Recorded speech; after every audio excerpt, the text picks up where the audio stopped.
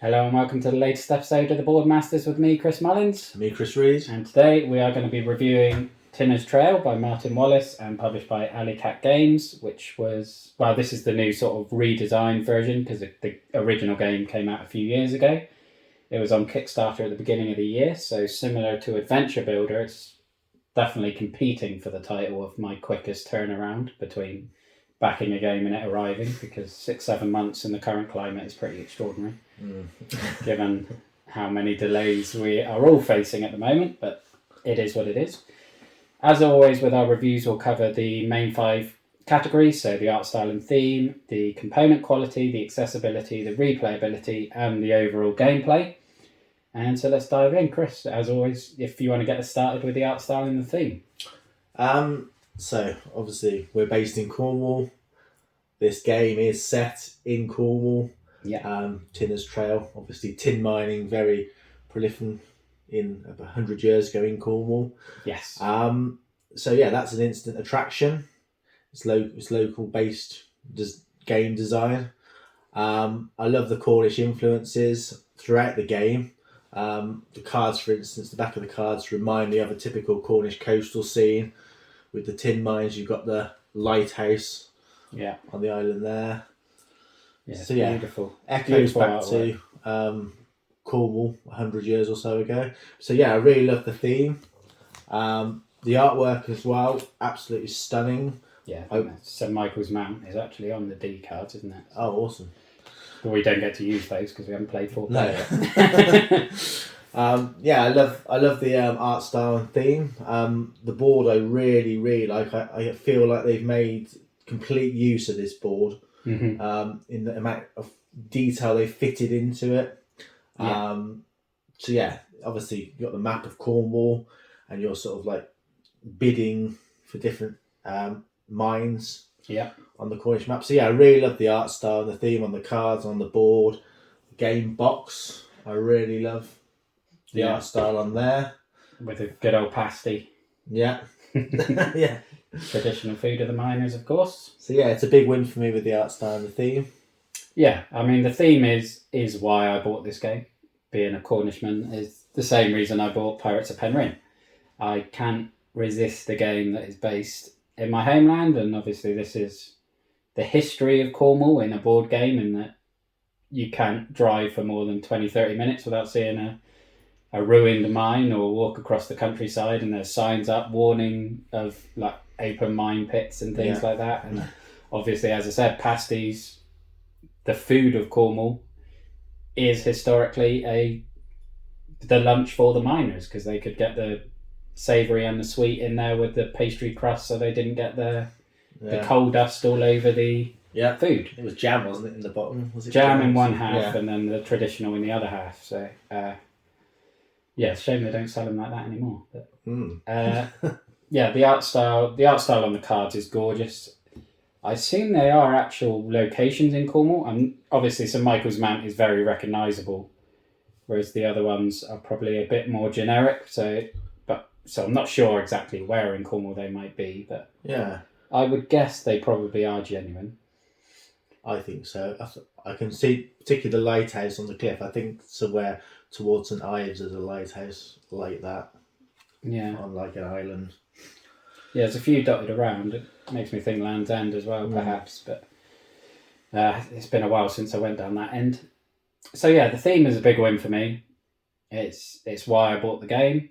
The art style is really nice. Obviously, it's a bit understated compared to some other games because the components probably aren't as fancy, but yeah, I think it's a big win for that. Yeah.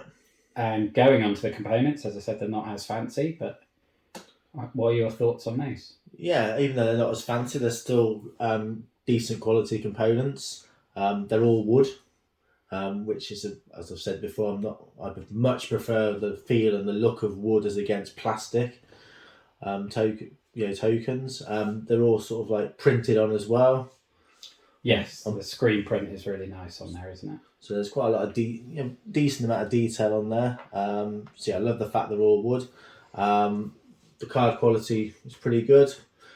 I love the quality of the book, the instruction book. Yeah, the linen finish is Yes. really, really nice on this. I think I commented on that in the unboxing. And the cards have the same sort of finish as well, don't they? Yeah, and so yeah, really like the components. For what the game is, it's a big win for me, the components.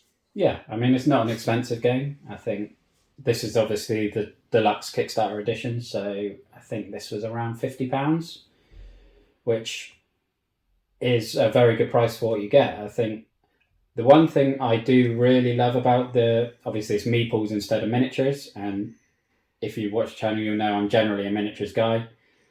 I love the presence of the board when you get into the game, and you've got mines everywhere. You've got your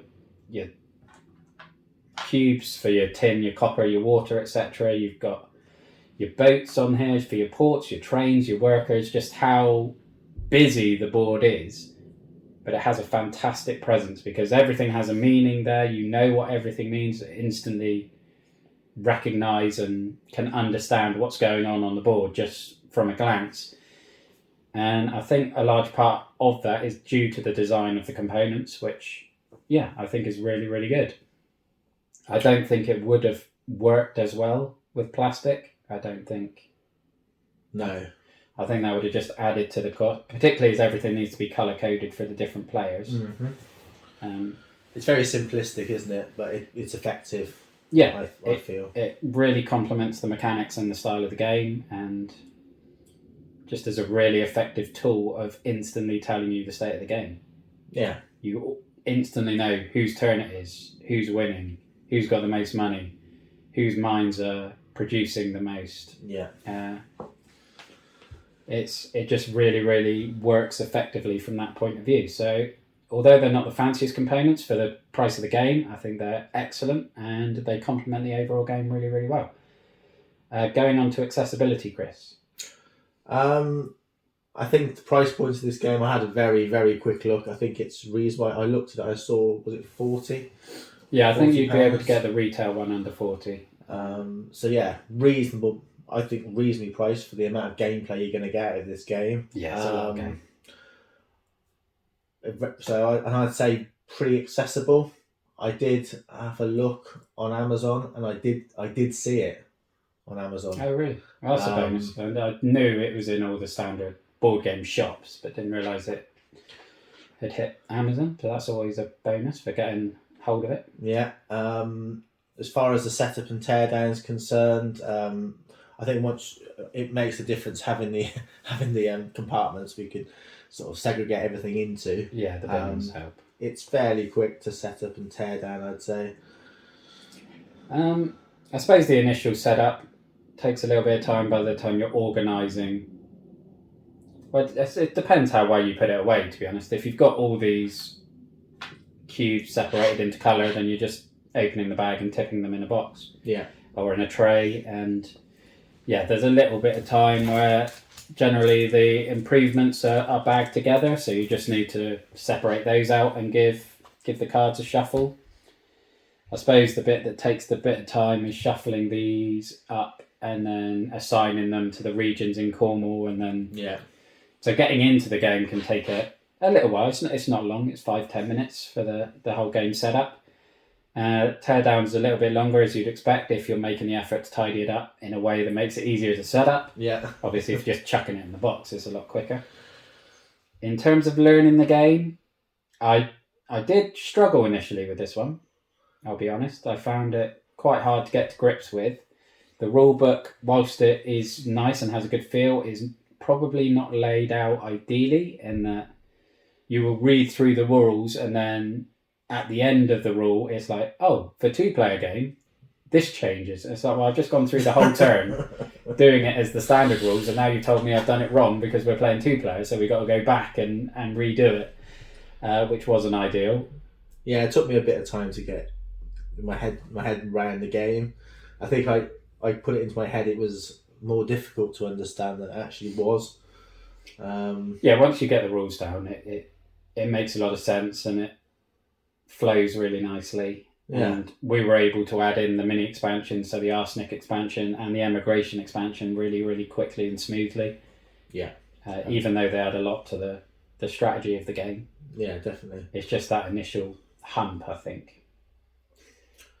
Yes. Yeah, I found it, like I said, I found it relatively, it wasn't the easiest game I've played to learn, but yeah, once I got the hang of it, I really, really enjoyed it. Yeah.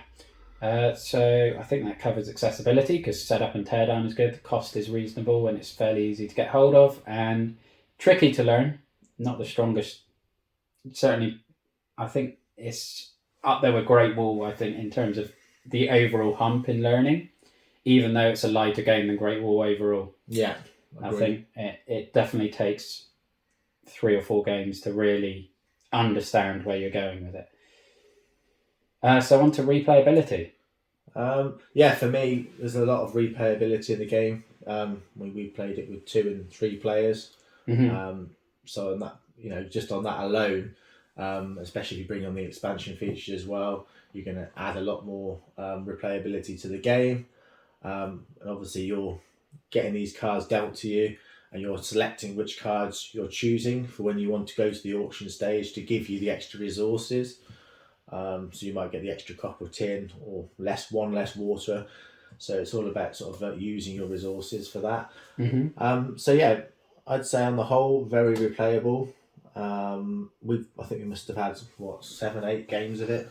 Oh, easily, comfortably. And I've not got sort of bored with the game. It's not sort of overawed me. I've loved playing it. So yeah, can't wait to play it again. And obviously you've got probably going into gameplay, but you've got the tactical side where the resources, because the value of the resources could affect again how you play the game. So replayability issues can increase with that. Yeah, definitely. I think. What was I going to say? I think it's better as the player count goes up. I think I played a few games solo. I even did a video about how I effectively kind of broke the solo mode, in that you can manipulate the AI to make worse decisions than it should, which isn't as game breaking as it probably sounds, because you're trying to do that in the multiplayer as well, in that you'll start auctions that you want your opponents to maybe... Yeah. You might try and lure them in with a really good one of these that has like a copper and a tin on a mine that you know is full of water. So you might try and lure them in with a really good thing to get them to bid on it. They spend £8-9 on a mine that's average, and then you get the money because you started the bid.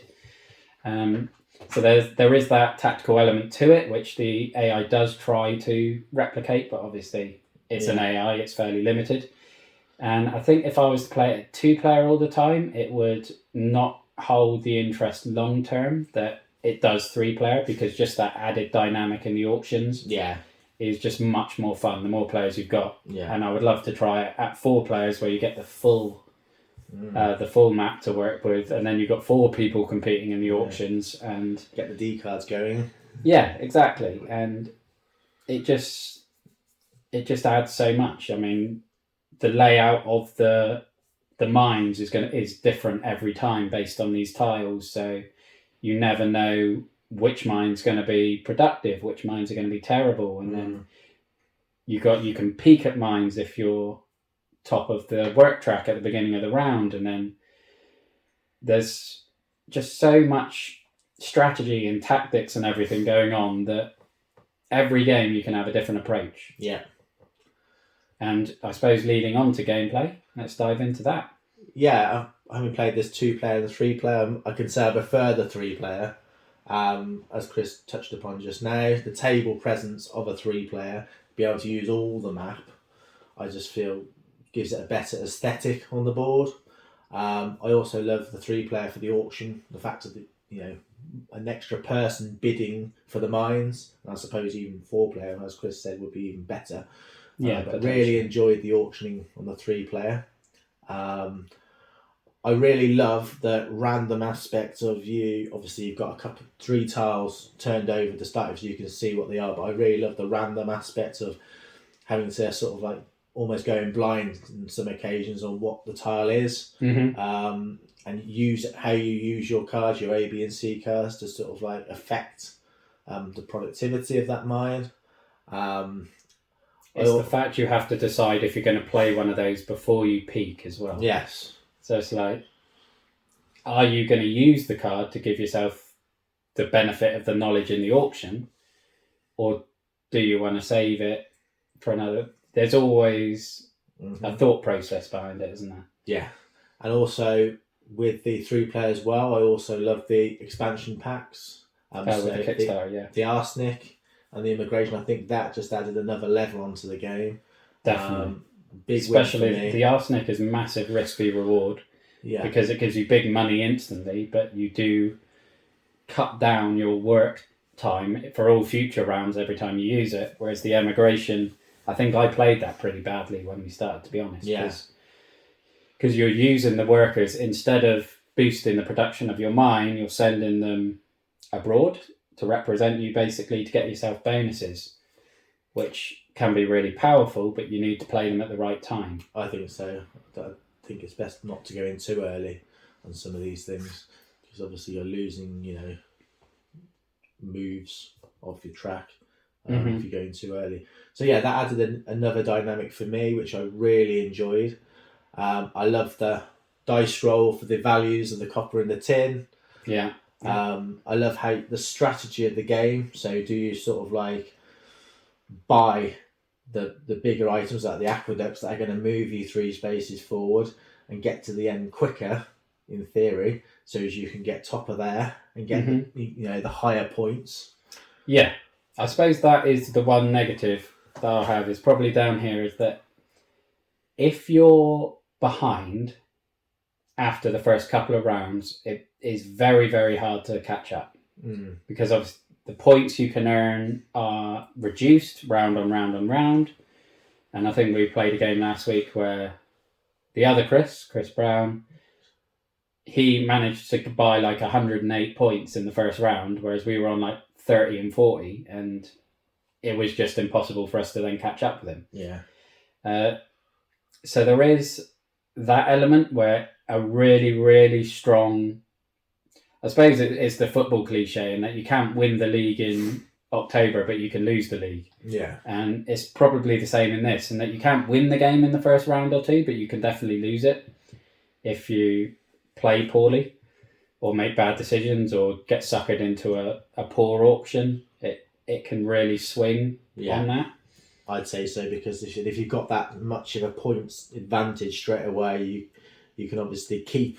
you might take less points, so you've got more money in effect, so you can just outbid anyone in, round 3, 4, and 5 auctions. Yeah. So it is a huge advantage having that lead. Definitely. Early on. So, I mean, it's hard to get that amount of mining going so that you're able to get that income early to be able to buy that volume of points. It was probably a bit of a freak round for Chris, but.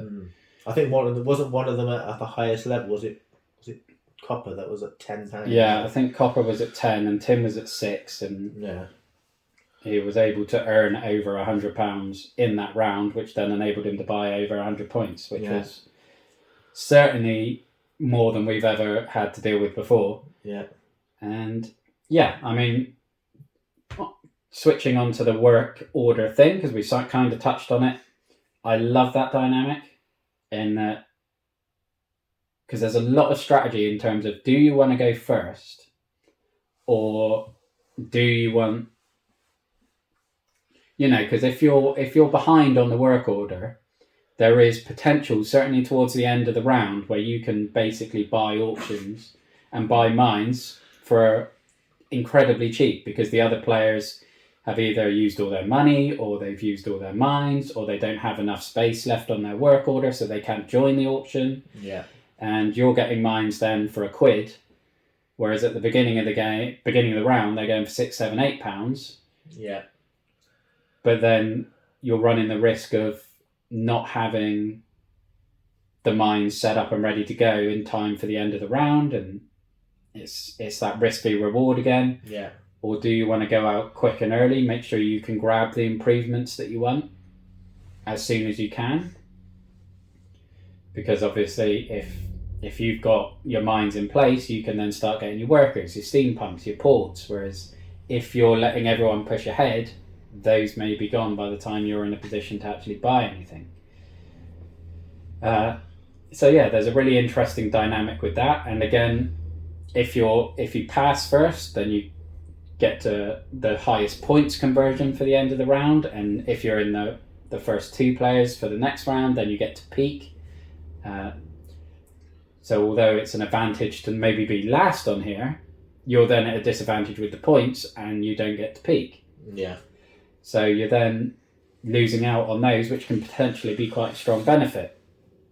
So there's so much tactics. It's the balance, isn't it, of trying to get the mines early, but not spending a lot of money to get the mines early. Yeah.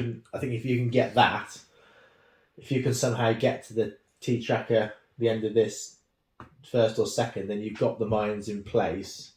That's a big advantage, I think. Yeah, definitely. I suppose the flip side of that, in the negative, if you are ahead, if you've bought 3 auctions, the first 3 auctions, for example, of the game, and you've won all 3, we're at point 6 now.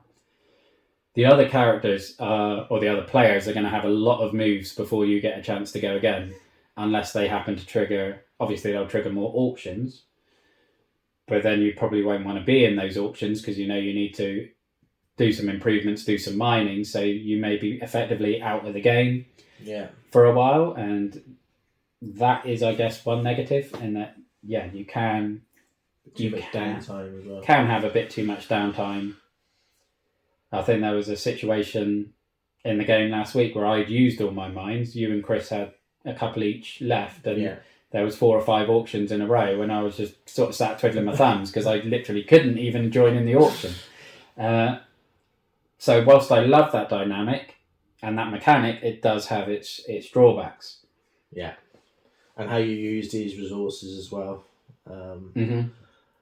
Obviously, you get a select amount of resources per round, and once those resources are gone, they're gone for that round. So it's just how you approach it. Do you go heavy on the aqueduct, and hopefully you might get 2 together? Do you go on the boats so you can lose your water?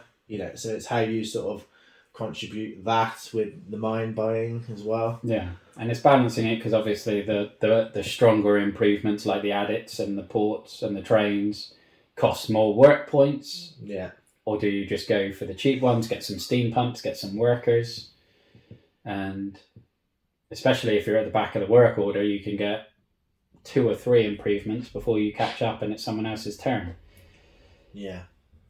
And that is just improved dramatically, exponentially, I would say, with obviously the mini expansions, because again, you've just got that other layer of decision making and thought process and things that go into it. It's a very, very clever strategic game with a lot of depth that I really, really, really enjoy. And I think with that, we're probably on to the scores. Where are you landing with this one, Chris? 9.5. 9.5? Yeah, I was sort of between 9 and 9.5, but having sort of had this discussion about the game, there's not a lot wrong with it. As I said before, I love the art style and the theme. Reasonably priced, pretty accessible. Setup and teardown is reasonable. Love the gameplay, and it's very competitive. It's very thought provoking, and there's a lot going on. So 9.5 for me. I'm kind of surprised myself in that, but I'm kind of in that same bracket, that 9 to 9.5, and I'm not quite sure which way I'm going to fall, even though we've done this conversation and it's the point.